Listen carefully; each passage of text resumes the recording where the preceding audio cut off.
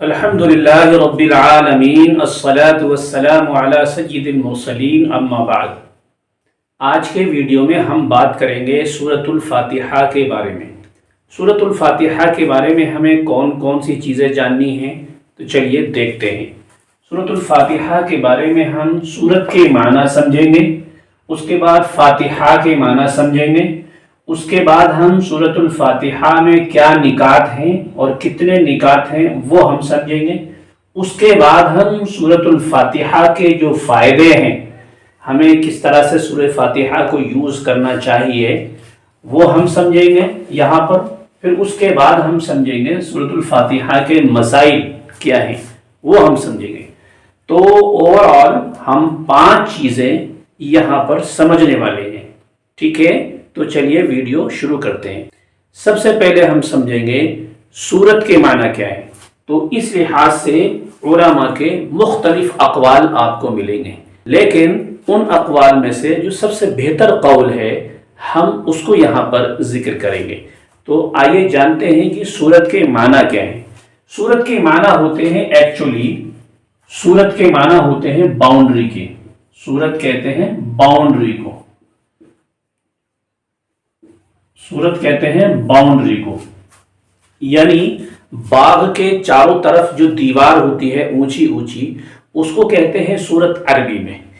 لیکن جو قرآن مقدس میں سورت کا لفظ استعمال ہوتا ہے، چند آیات کے مجموعے کو ہم سورت کہتے ہیں۔ سورت اسی لیے کہا جاتا ہے کہ یہ جو سورت لفظ سورت ہے یہ چند آیات کے مضمون کو گھیرے ہوئے ہوتی ہے چاروں طرف سے، اس لیے اس کا نام سورت پڑ گیا اور سورت رکھا گیا۔ تو آپ کو سمجھ میں آ گیا ہوگا کہ لفظ سورت چند آیات کے مجموعے کو کیوں کہا جاتا ہے۔ اب دوسری چیز ہے ہمارے پاس فاتحہ۔ فاتحہ کی کیا میننگ ہے، اب اس کو سمجھتے ہیں۔ فاتحہ کا جو معنی ہوتا ہے وہ افتتاح کا ہوتا ہے، یعنی ابتدا کا ہوتا ہے۔ اب چونکہ قرآن مقدس کی شروعات سورۃ الفاتحہ سے ہوتی ہے، اس وجہ سے اس کو فاتحہ کہا جاتا ہے، یعنی شروع کرنے والی سورت۔ قرآن مقدس کو شروع کرنے والی سورت، قرآن مقدس کو ابتدا کرنے والی سورت، یعنی اسٹارٹنگ کرنے والی سورت۔ اگر ہم اس کے ناموں کے بارے میں بات کریں تو اس کا نام ہے سورۃ الفاتحہ، یہ پہلا نام ہو گیا۔ اس کے بعد سورۃ الفاتحۃ الکتاب بھی اس کا نام ہے، اور سورۃ الکافیہ بھی اس کا نام ہے۔ اس کو سورۃ الکنز بھی کہتے ہیں، سورۃ الوافیہ بھی اس کا نام ہے، اور سورۃ الشافیہ بھی اس کو کہا جاتا ہے، سورۃ الشفا بھی اس کو کہا جاتا ہے، یعنی اس کو 7 مثانی بھی کہا جاتا ہے، یعنی 7 آیتوں والی سورت۔ اس کو سورۃ النور بھی کہا جاتا ہے، اس کو سورۃ الرقیہ بھی کہا جاتا ہے، اس کو سورۃ الدعا بھی کہا جاتا ہے، اور اس کا نام سورۃ المناجات بھی ہے، اور سورۃ التفویض بھی اس کا نام ہے، اور اس کو کہتے ہیں فاتحۃ القرآن۔ فاتحۃ القرآن بھی اس کا نام ہے۔ صلاۃ السورہ بھی کہا جاتا ہے اس کا نام، صلاۃ السورہ، سورۃ الدعا وغیرہ، بہت سارے نام ہیں اس سورت کے۔ تو اس کے ناموں سے ہی اس کے فضائل کا اندازہ ہو سکتا ہے۔ چلیے اب ہم بات کریں گے اگلے نمبر کی۔ اب ہم سمجھیں گے نکات کے بارے میں، یعنی کہ اس سورت میں پوائنٹس کتنے ہیں۔ تو اگر پوائنٹس کی اگر آپ بات کریں گے تو بے شمار پوائنٹس ہیں، لیکن ہم یہاں پر صرف 3 پوائنٹ آپ کے سامنے رکھیں گے تاکہ آپ کو سورۃ الفاتحہ کے فضائل پتہ لگ سکے۔ 3 پوائنٹ سے آپ اندازہ کر لیں گے۔ تو چلیے پہلا پوائنٹ ہم آپ کے سامنے رکھتے ہیں۔ سورۃ الفاتحہ میں کتنے پوائنٹس ہیں یہ جاننے کے لیے ہمیں سورۃ الفاتحہ کو لکھنا پڑے گا۔ تو چلیے میں لکھ دیتا ہوں سورۃ الفاتحہ۔ اس سورت کی ترکیب میں آپ کو 3 نکات نظر آئیں گے، ٹھیک ہے؟ اسی لیے میں نے آپ کے سامنے یہ سورت لکھی ہے تاکہ آپ 3 نکات کو اچھی طرح سمجھ سکیں۔ تو پہلے پوائنٹ کی ہم بات کرتے ہیں۔ پہلے پوائنٹ میں ہم یہ دیکھیں گے، پہلا نقطہ یہ اشارہ کرتا ہے کہ سورۃ الفاتحہ پوری کی پوری دعا ہے۔ اسی لیے اللہ کے رسول صلی اللہ علیہ وسلم نے ارشاد فرمایا کہ جو شخص سورۃ الفاتحہ اپنی نماز میں نہ پڑھے اس کی نماز نہیں ہوگی۔ معلوم یہ ہوا کہ سورۃ الفاتحہ پڑھنا یہ ضروری ہے، لازم ہے۔ تو معلوم یہ ہوا کہ یہ آپ کا پہلا نقطہ ہو گیا، یہ پہلا پوائنٹ ہوا۔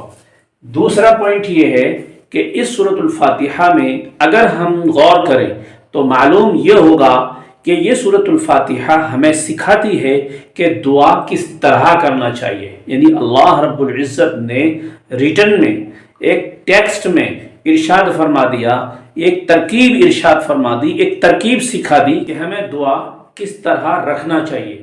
فار ایگزامپل اگر ہم اردو میں دعا کرتے ہیں تو یہ کہیں کہ اللہ تو بہت زیادہ رحم کرنے والا ہے، اے اللہ تو بہت زیادہ گناہوں کو معاف کرنے والا ہے، اے اللہ تو بہت زیادہ رحم کرنے والا ہے، بہت زیادہ معاف کرنے والا ہے، بہت زیادہ رحمت بڑی ہے تیری۔ اس طرح کے سینٹنسز ہم بول کر اس کے بعد اپنا مدعا بیان کر سکتے ہیں، اپنا ہم سوال کر سکتے ہیں، اے اللہ ہمارے اوپر رحم فرما، ہمارے گناہوں کو معاف فرما، ہمیں اولاد عطا فرما، ہمیں روزی اور برکت عطا فرما، وغیرہ وغیرہ۔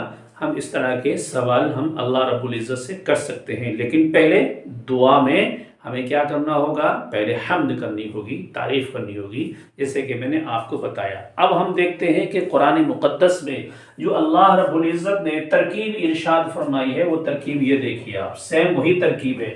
پروردگار عالم نے سب سے پہلے اپنی تعریف ارشاد فرمائی ہے کہ تمام تعریفیں ہیں اس پروردگار عالم کے لیے جو تمام عالموں کو پالنے والا ہے، بہت زیادہ مہربان ہے اور رحم کرنے والا ہے اور قیامت کے دن کا مالک ہے۔ یہ اللہ رب العزت کی تعریف ہوئی اور اس کے بعد یہ آپ کی دعا ہو گئی، ایاک نعبد و ایاک نستعین، یعنی کہ میں تیری ہی عبادت کرتا ہوں اور تجھی سے مدد مانگتا ہوں، ہم تیری ہی عبادت کرتے ہیں، ہم تجھی سے مدد مانگتے ہیں۔ اے اللہ ہمیں سیدھا راستہ چلا، اے اللہ ہمیں ایسا راستہ عطا فرما، ایسا راستہ ہمیں چلا دے جس راستے پر انبیاء کرام چلے، جس راستے پر تیرے دوست چلے، تیرے احباب چلے، تیرے محبوبین چلے، تیرے نبی کے صحابہ چلے، تیرے انبیاء کے ساتھی چلے، ایسا راستہ ہمیں چلا، غیر المغضوب علیہم ولا الضالین، اور گمراہوں والا راستہ ہمیں نہ چاہیے، گمراہوں والے راستے سے ہمیں بچا لے۔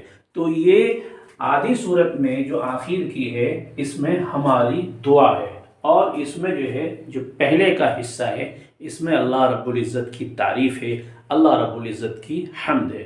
تو دوسرے نقطے میں ہم نے کیا سیکھا؟ دوسرے نقطے میں ہم نے یہ سیکھا کہ ہمیں دعا کس طرح سے کرنا چاہیے۔ پہلے نقطے میں ہم نے یہ سیکھا تھا کہ سورہ فاتحہ پوری کی پوری دعا ہے۔ دوسرے نقطے میں ہم نے یہ سیکھا ہے کہ سورہ فاتحہ ہمیں یہ سکھا رہی ہے کہ دعا کا طریقہ کیا ہونا چاہیے۔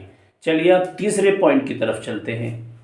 تیسرا پوائنٹ یہ ہے کہ اللہ رب العزت نے یہ 3 آیات قرآن مقدس کی شروع میں لا کر یہ ارشاد فرما دیا کہ تمام امت مسلمہ کے لیے ضروری ہے کہ ہر کام کی شروعات اللہ رب العزت کی حمد سے کرنا چاہیے، اللہ رب العزت کی تعریف سے کرنا چاہیے، اللہ رب العزت کی رحم و کرم کا تذکرہ کرتے ہوئے ہمیں ہر کام کی شروعات کرنا چاہیے۔ تو یہ ایک پیغام تھا جو پوائنٹ نمبر 3 میں ہم نے آپ کے سامنے رکھا ہے کہ قرآن مقدس کی جو ترکیب ہے، یہ ترکیب ہمیں یہ بتا رہی ہے کہ کوئی بھی کام ہو، کھیتی کا، کسانی کا، پڑھائی کا، کھانے کا، پینے کا، ہمیں اللہ رب العزت کی تعریف سے ہی کرنا چاہیے۔ جب ہم دعا شروع کریں گے تب بھی اللہ رب العزت کی تعریف سے کریں گے، حمد و ثنا سے کریں گے، دنیا کے کام کریں گے تب بھی اللہ رب العزت کی تعریف سے اور حمد و ثنا سے ہم کریں گے۔ دیکھیے یہ اسکرین شاٹ آپ کی نظروں کے سامنے ہے۔ پہلے اللہ کے رسول صلی اللہ علیہ وسلم نے اللہ کی تعریف کری ہے، حمد و ثنا بیان کری ہے، پھر اس کے بعد دعا کری ہے۔ یہ والا اسکرین شاٹ بھی دیکھیے، پہلے اللہ کے رسول نے اس میں حمد و ثنا بیان کری ہے، پھر دعا کری ہے۔ اس کے علاوہ یہ والا بھی اسکرین شاٹ دیکھیے آپ، اس میں پہلے اللہ کے رسول نے حمد و ثنا بیان کری ہے، پھر دعا کری ہے۔ اب ہم بات کریں گے فوائد کے بارے میں کہ سورۃ الفاتحہ کے فوائد کیا کیا ہیں۔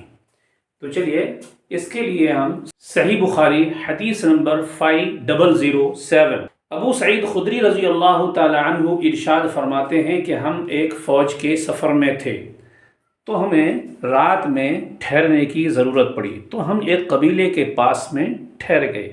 ہوا کیا کہ اس قبیلے کے سردار کو بچھو نے کاٹ لیا۔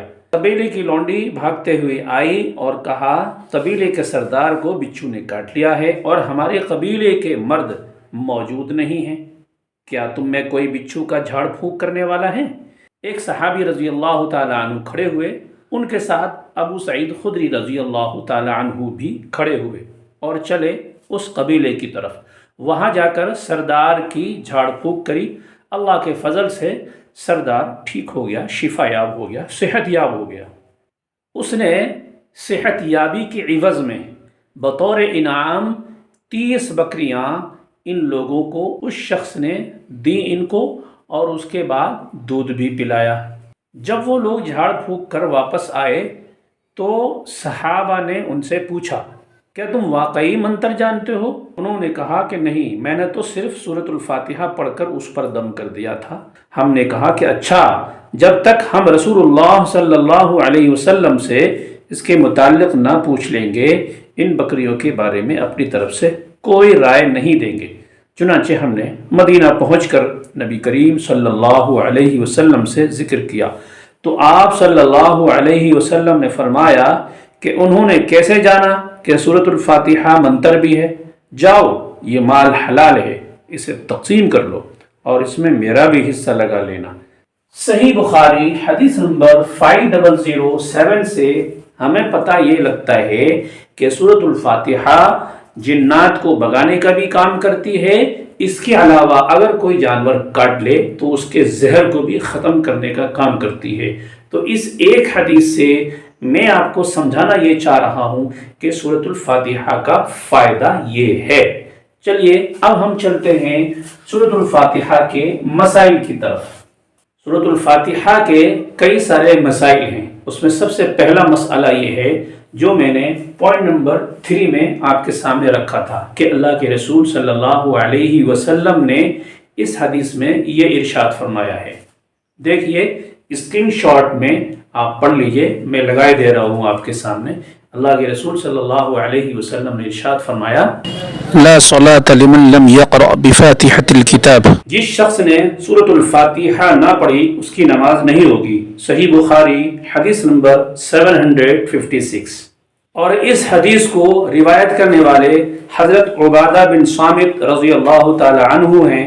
یہ انصار کے قبیلہ خزرج کے فرد ہیں، سرداران انصار میں نمایاں شخصیت کے حامل تھے، بیعت عقبہ اولا اور ثانیہ دونوں میں شریک تھے، غزوہ بدر کے ساتھ دوسرے معرکوں میں بھی شریک ہوئے۔ حضرت عمر رضی اللہ عنہ نے ان کو شام کی طرف قاضی اور معلم بنا کر بھیجا تھا۔ پہلے حمص میں قیام پذیر ہوئے، بعد ازاں فلسطین کی طرف منتقل ہو گئے اور وہیں رملہ کے مقام پر وفات پائی، اور 34 ہجری میں 72 سال کی عمر میں بیت المقدس میں فوت ہوئے۔ تو ناظرین، آپ نے اس ویڈیو میں کیا کیا فائدے حاصل کرے ایک بار دوہرا لیتے ہیں۔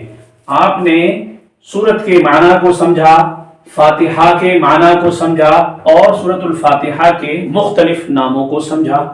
اس کے علاوہ سورت الفاتحہ میں 3 نکات آپ نے پائے، 3 نکات کو آپ نے سمجھا اور اس سے فائدہ حاصل کیا۔